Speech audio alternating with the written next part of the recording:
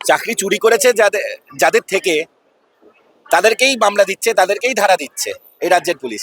আর চুরি করলে যারা, তাদেরকে প্রোটেকশন দিচ্ছে এই রাজ্যের পুলিশ। এটাই রাজ্যের পরিস্থিতি, এটাই তৃণমূল কংগ্রেস সরকারে আমাদের পশ্চিমবঙ্গের এই দুর্দশা।